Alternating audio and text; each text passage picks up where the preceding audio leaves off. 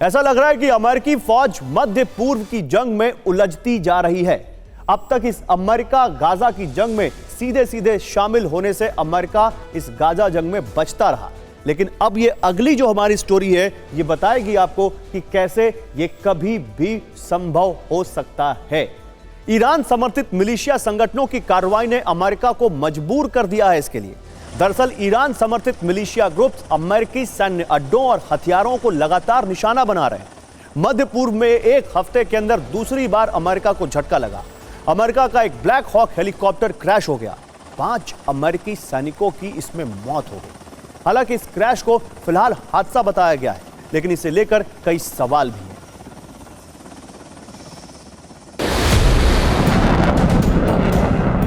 Israel और Hamas जंग के बीच अमेरिका के लिए बहुत बुरी खबर आई है। पूर्वी भूमध्य सागर में साइप्रस के पास अमेरिका का MH-60 Black Hawk helicopter crash हो गया। हादसे में ब्लैक हॉक में सवार 5 अमेरिकी सैनिकों की मौत हो गई। यूएस यूरोपियन कमांड ने अपने शुरुआती बयान में बताया, ब्लैक हॉक हवा में फ्यूल भरने की ट्रेनिंग के दौरान क्रैश हुआ। हादसे की डिटेल जांच के आदेश दिए गए हैं। ये साफ नहीं हो पाया कि क्या हेलीकॉप्टर टैंकर प्लेन से टकराया था या फिर नहीं, क्योंकि हवा में तेल भरते वक्त ऐसे हादसे पहले भी हुए हैं। इसी साल मार्च में अमेरिकी सेना के 2 ब्लैक हॉक हेलीकॉप्टर हवा में तेल भरने की ट्रेनिंग के दौरान क्रैश हो गए थे। तब 9 अमेरिकी सैनिकों की मौत हुई थी। अमेरिकी सेना की तरफ से ब्लैक हॉक क्रैश के बारे में ज्यादा जानकारी नहीं दी गई है। अमेरिकी सेना ने यह भी नहीं बताया कि ब्लैक हॉक किस लोकेशन पर हादसे का शिकार हुआ और इसने कहां से उड़ान भरी थी।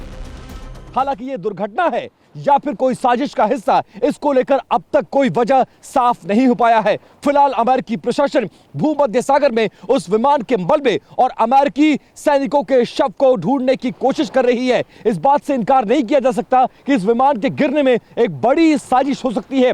साजिश के तार रशिया, इसके अलावा हमास, साथ साथ लेबनान और सीरिया से भी जोड़कर देखे जा रहे हैं। अमेरिकी हेलीकॉप्टर के क्रैश होने को लेकर कई सवाल हैं।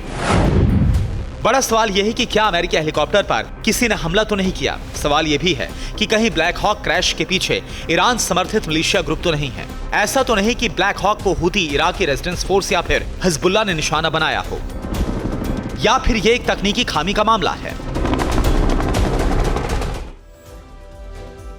तो मध्य पूर्व में लगातार ऐसे डेवलपमेंट हो रहे हैं जो अमेरिका को बड़ी कार्रवाई के लिए उकसा रहे हैं। सवाल यह है कि क्या अमेरिका मध्य पूर्व में फुल स्केल वॉर में उतरेगा।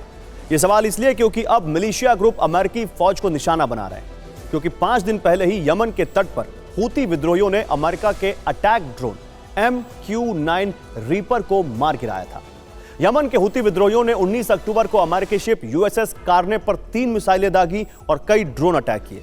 हालांकि अमेरिका ने दावा किया था कि मिसाइलों और ड्रोन्स को इंटरसेप्ट करके नाकाम कर दिया गया। 7 अक्टूबर से अब तक अमेरिकी मिलिट्री ठिकानों पर 48 हमले हो चुके हैं। पेंटागन के मुताबिक इन हमलों में 56 अमेरिकी सैनिक घायल हुए हैं। और इसीलिए यह सवाल हम पूछ रहे हैं कि क्या अमेरिका अब मिडिल ईस्ट में किसी फुल स्केल वॉर में उतरेगा। ये ब्लैक हॉक का इस तरह से गिरना हादसा था या हमला,